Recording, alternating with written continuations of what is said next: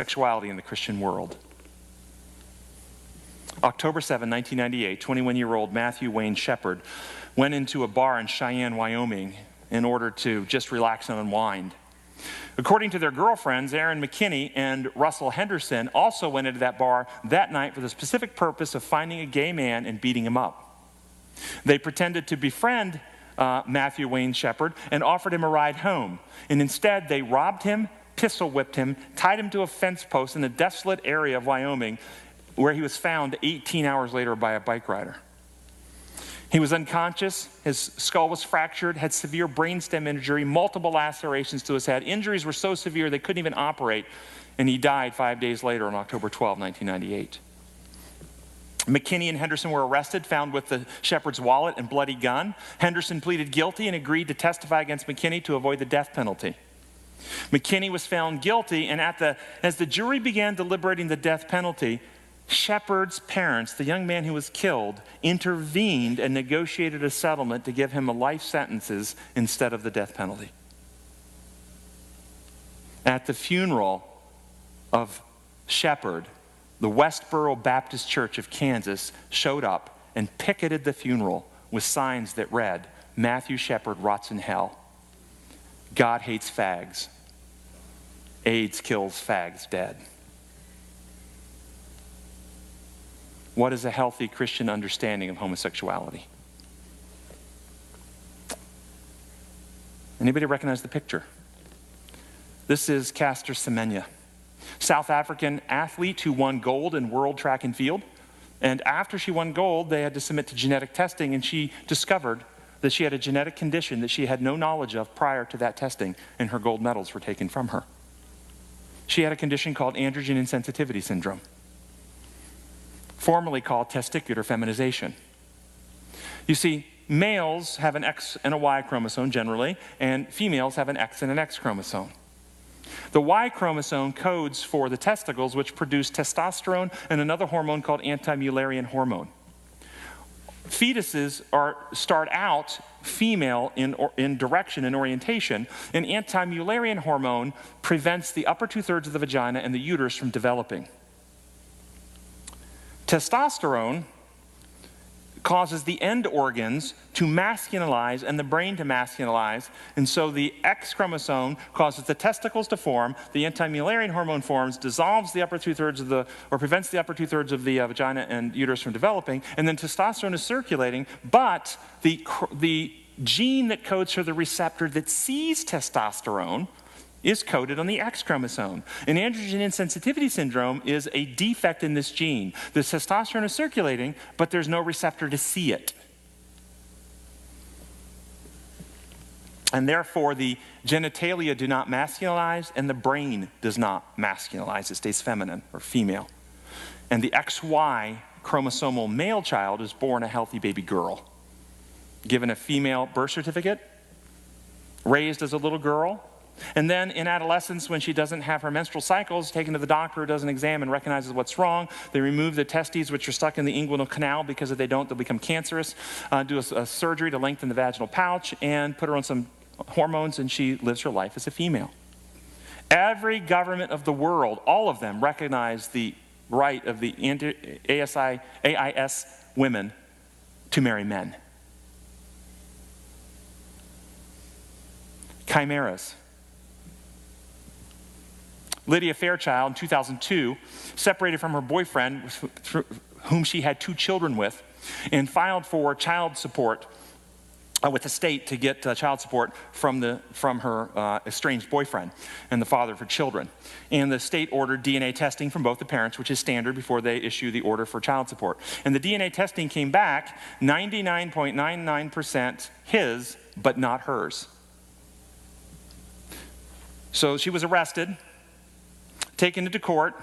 They were charging her with some type of fraud. They were going to take her children from her and put her in protective services. She was so hysterical, so distraught, so desperate and convincing, and also happened to be about 7 months pregnant with her 3rd child, that these were her children, that the court postponed the finding against her and ordered that in the delivery room that they would have a court-appointed representative in the delivery room who would take samples from her and the child that was birthed from her and observe that and test it. And they did that, and the DNA came back. This child was not hers. Now the district attorney is thinking, okay, maybe she's stealing embryos from an embryo bank somewhere and trying to do some type of fraud to get child support from the state. And they're thinking about filing more charges against her. And a professor at Harvard hears about it and thinks this might be going on. And so they tested DNA from her hair, her blood, and her cervix. Her hair and her blood did not match her children, but her cervix did. See, chimeras are individuals made of two separate cell lines. So everybody know what fraternal twins are? Fraternal twins. We have two separate ovums ovulate in one cycle, and both of them become fertilized. And we have twins, but they're not identical twins. Everybody with me? Chimeras are when you have the two separate ovums fertilize, and then after fertilization, they merge into one person. A brother and sister, or two sisters. And in her case, she was herself and her sister in one person. Now, when this happens, you only get one of everything. You get one brain, one heart, one liver, one set of lungs, one set of reproductive organs. You don't get double of everything. When those two fertilized ovums merge, one group of cells will eliminate the other group of cells in the developmental process. Sometimes, Lydia was her and her fraternal twin sister in one person. So her brain was her reproductive organs were her fraternal twin sisters. That's why the children came back not hers. There have been cases of male-female, brother-sister chimeras. Fraternal twins, brother-sister fraternal twins that merge into one. Should they marry a man or a woman? What about if the brain is from the male but the reproductive organs are from the female? According to the Intersex Society, there are multiple intersex conditions. These are different conditions in where it is not clearly male or female. A person is not clearly male or female. I heard recently a prominent televangelist got on TV or wrote in his blog, I'm not sure where it was, but made this declarative: every human being is either male or female. This is not true. Some people are actually somewhere in between, male or female. And according to the Intersex Society of North America, 1% of live births exhibit some degree of sexual ambiguity. 0.1 to 0.2% of live births are so ambiguous that they have to have some type of medical intervention, including surgical intervention or other interventions to designate their sexual identity. And then there's epigenetics. Epigenetics, epi means above, genetics mean the genome. It's the instructions that sit above the genes telling the cells in your body how to express themselves. You see, you have the same set of chromosomes, unless you're a chimera, and same set of chromosomes in every cell of your body, but your heart cells are different than your bone cells, which are different than your brain cells, which are different than your retinal cells. All these cells are different. Why? Because there's a set of instructions on the chromosomes telling the chromosomes in different parts of your bodies how to express themselves, to be unique to those places in your body that you need them. This is epigenetics, the instructions sitting above it. Fetuses start out oriented female and require masculinization to become male. University of California researcher William Rice identified two epigenetic markers that may be involved. Testosterone masculinizes the brain. Epigenetic markers will protect female brains from masculinization. So there are different levels of testosterone in different women. And some women with high testosterone without these markers, their little girls could have a masculinized brain. And so these markers protect the brain from being masculinized by the testosterone in the mother. And male brains the markers are set differently to make them more sensitive to testosterone, so they will masculinize.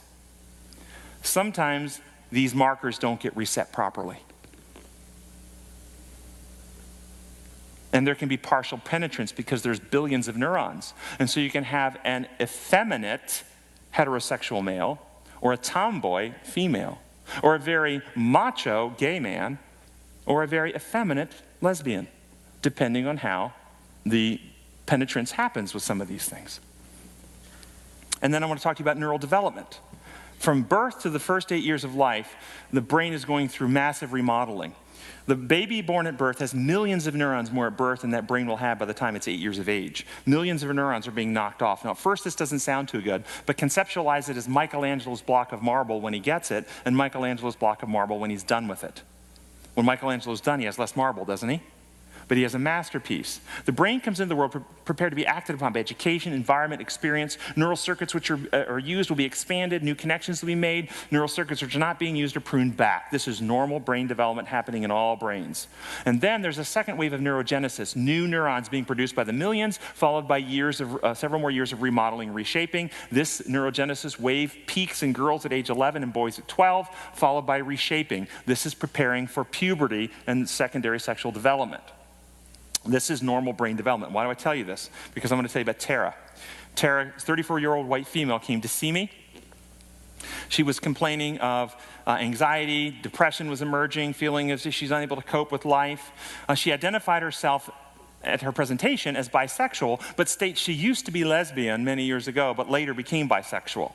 She told me that her first roommate at age 14, when she went away to a Christian boarding school, she had a lesbian relationship with, and this is how she came to identify herself as lesbian.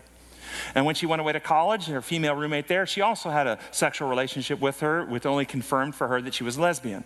But after that, she began to have relationships with men, and identified herself as bisexual, eventually became married and had a child, a daughter, by the time she came to see me. And so she changed herself, identity of herself into being bisexual.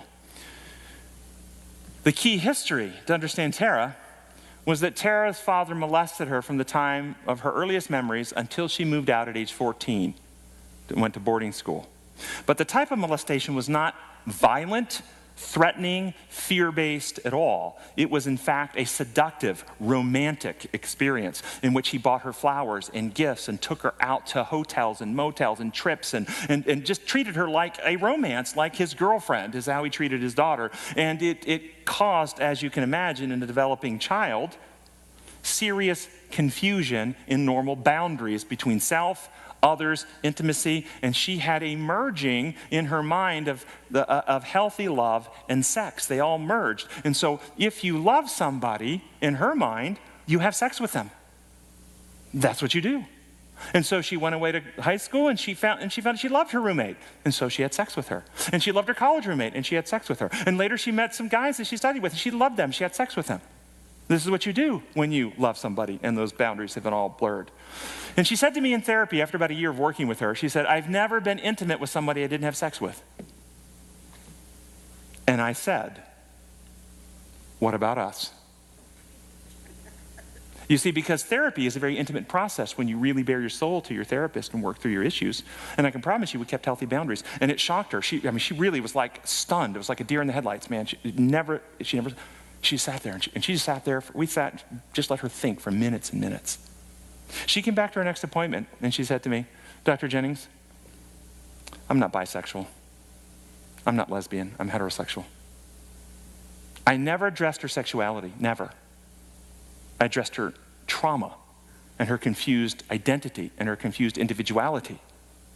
Now, the problem is that people who are on the religious right will find individuals like Tara, who are biologically heterosexual, but through some trauma or confused issue have had confusion in their own sense of self and lived a homosexual lifestyle and think they're homosexual, and then they get some type of therapy or healing and they have a change in their sexual orientation, and they will hold them up as an example to all those others that I gave you.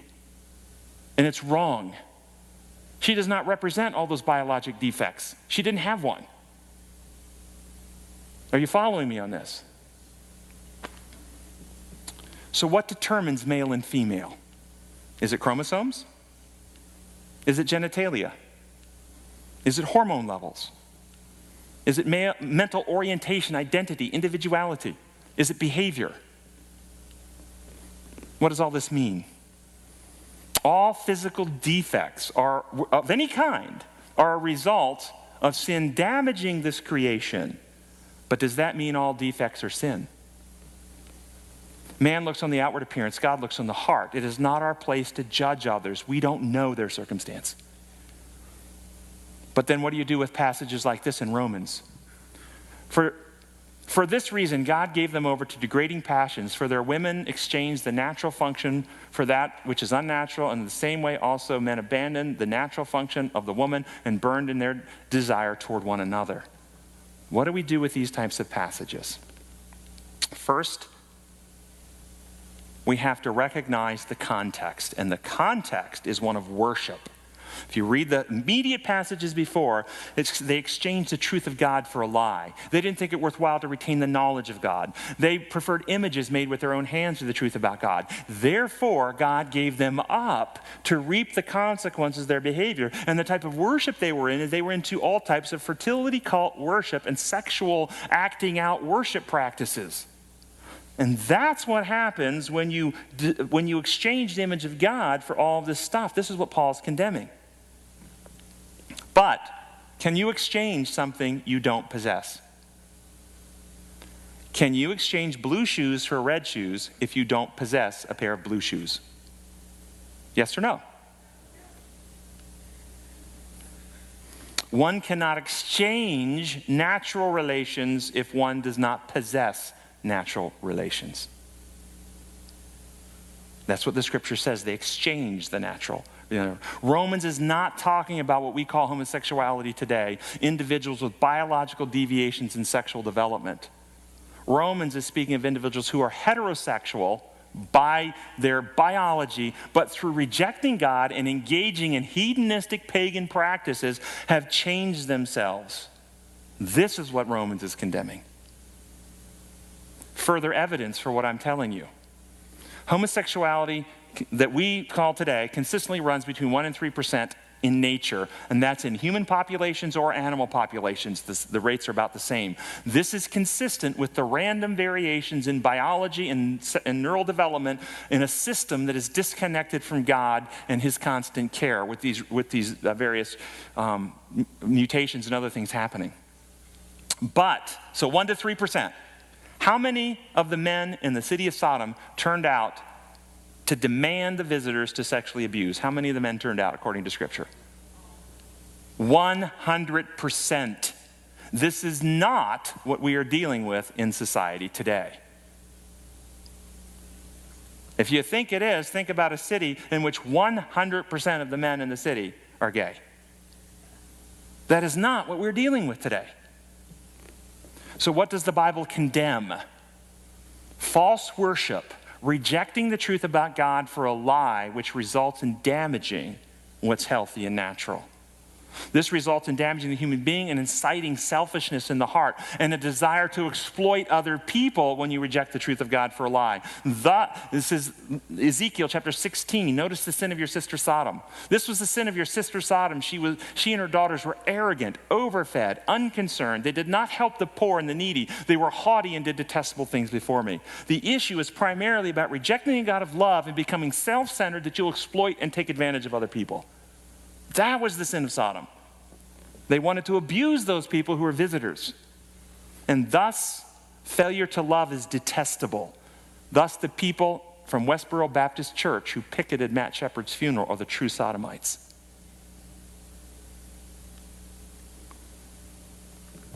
It is an abomination to choose to purposely corrupt God's design. It would be the same as a person with good eyes and good vision taking hot pokers and purposely burning out their eyes. Such behavior would be an abomination. But a person born blind is not an abomination.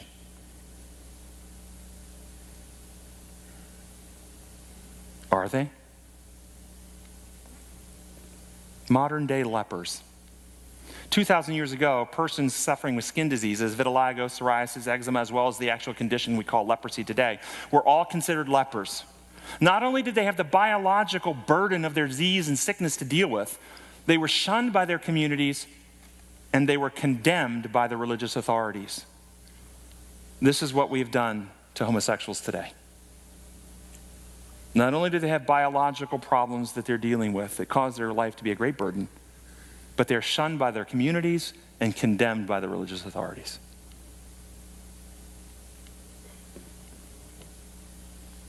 Who sinned that this man was born blind? They asked Christ. Neither. This was permitted so that God's glory could be manifested in him. Who sinned that this person was born gay? Neither. This was permitted so that God's character of love could be glorified in them. All creation groans under the weight of sin. When the woman was caught in an act of actual sexual sin, she was actually in the act of an adulterous experience, the very behavior of doing wrong, and was drugged before Christ. How did he treat her? What did he say? Neither do I condemn you. Go and live a better life. Go and sin no more. Our responsibility is to love like Jesus. Bring people to Jesus and leave it to him to convict them of any sin in their life and change what needs to be changed in their life. It's not our job to convict people of sin and to condemn people. God wants his children to grow up. I invite you to move past levels 1 to 4 and advance on to maturity, levels 5 through 7. Love for God and others, understanding and living in harmony with God's design, and cooperating with God to fulfill his purposes. Thank you.